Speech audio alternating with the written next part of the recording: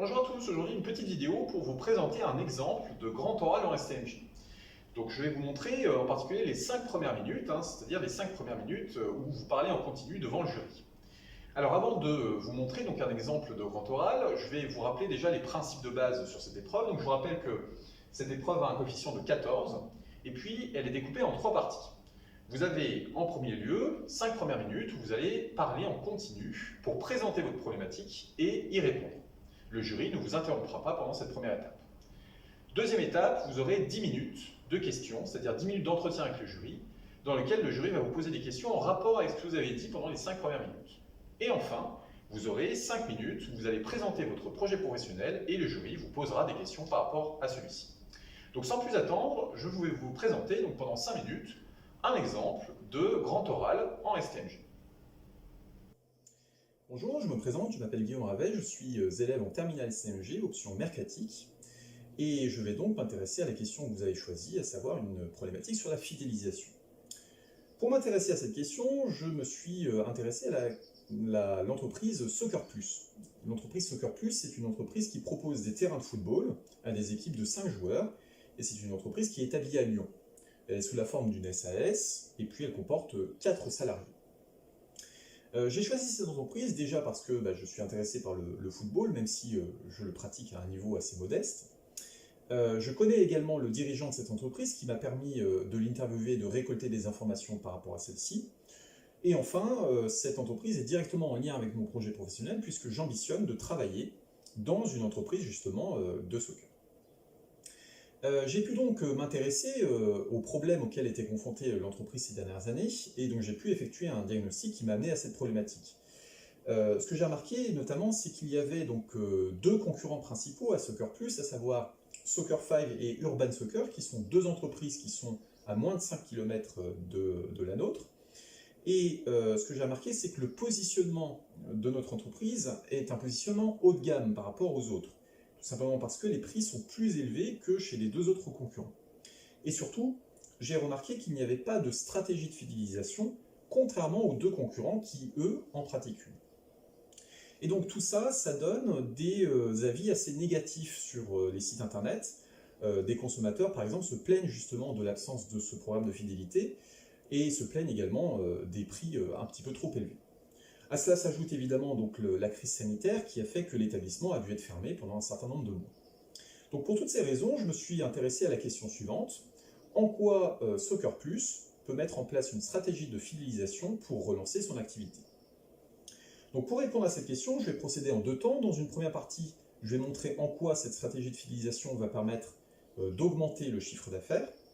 Et dans un deuxième temps, je vais montrer en quoi cette stratégie de fidélisation va permettre d'améliorer l'image de marque de l'entreprise et donc à long terme aussi d'augmenter son activité. Donc dans un premier temps, pourquoi est-ce qu'une stratégie de fidélisation va permettre de relancer le chiffre d'affaires? Par exemple, on pourrait mettre en place un système de carte de fidélité qui va récompenser les joueurs au bout d'un certain nombre de rencontres gagnées. Donc, par exemple, on pourrait mettre en place pour 5 rencontres jouées, une rencontre gratuite. Donc là, on serait sur l'offre principale. Il faut savoir aussi que dans cette entreprise, il y a une offre associée qui est une offre de restauration-bar. Donc on pourrait permettre aux clients fidèles de bénéficier par exemple d'une boisson gratuite. On pourrait également mettre en place un système de jeux concours qui vont permettre aux clients fidèles de gagner par exemple un maillot officiel de l'équipe de France. Pourquoi est-ce que cette stratégie de fidélisation elle pourrait permettre de bien relancer l'activité de l'entreprise? Déjà, on est sur un système de fidélisation recherché ici, c'est-à-dire qu'on récompense le client fidèle. On ne le force pas à revenir conformément à la stratégie de fidélisation induite, qui est pratiquée par exemple par les opérateurs téléphoniques.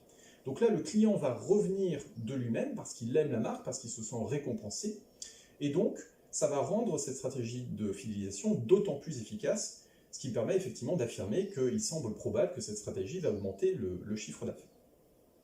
Alors, dans un second temps, je vais m'intéresser à la question de savoir si cette stratégie de fidélisation peut améliorer l'image de marque. Alors, cette fidélisation, elle va bien sûr faire apparaître une forme de fidélité plutôt attitudinale chez le consommateur, qui va traduire une réelle préférence pour la marque.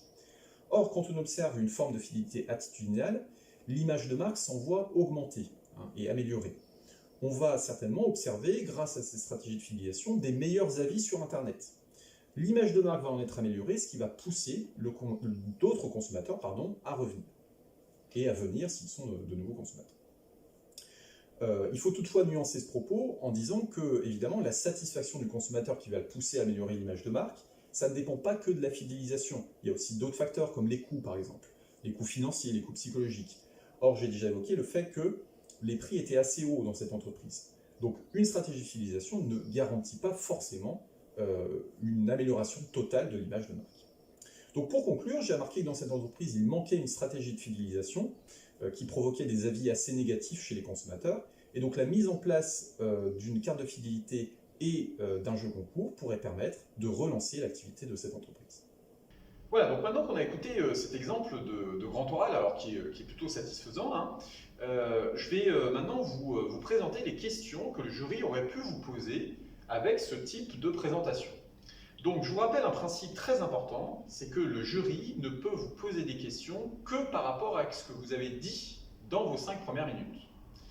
Donc ça veut dire que ce que vous aurez comme question aura forcément un rapport avec votre projet et les notions que vous avez abordées pendant vos 5 premières minutes. Du coup, vous pouvez deviner les questions à l'avance. Donc là, si je prends l'exemple des 5 minutes que je viens de vous présenter, il y a 4 questions qui vont presque à coup sûr tomber. Déjà, au début de mon exposé, j'ai indiqué que mon entreprise était une SAS. Je vous rappelle que la plupart du temps, le jury sera composé d'un professeur d'économie droit.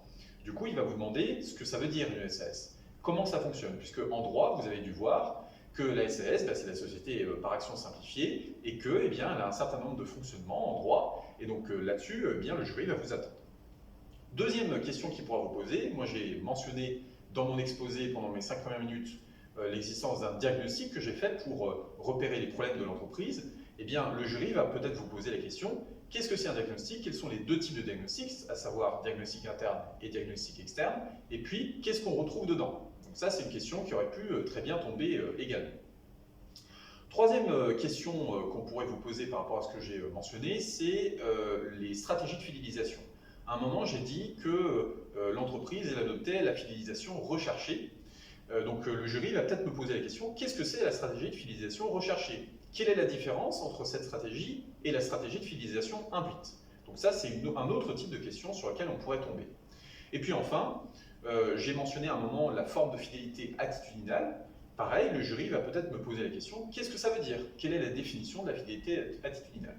Donc vous voyez, en fait, pour deviner les questions qu'on va vous poser et pour anticiper du coup les réponses, ce qu'il faut que vous fassiez, c'est que vous regardiez ce que vous mentionnez pendant les 5 premières minutes et que vous essayez de deviner ce que le jury va vous poser en conséquence. Voilà, donc j'espère que cet exemple de grand oral en STMG et que cette vidéo vous auront aidé à mieux préparer cette épreuve. Je vous souhaite évidemment une bonne réussite pour cette épreuve du grand oral en 2022. Merci.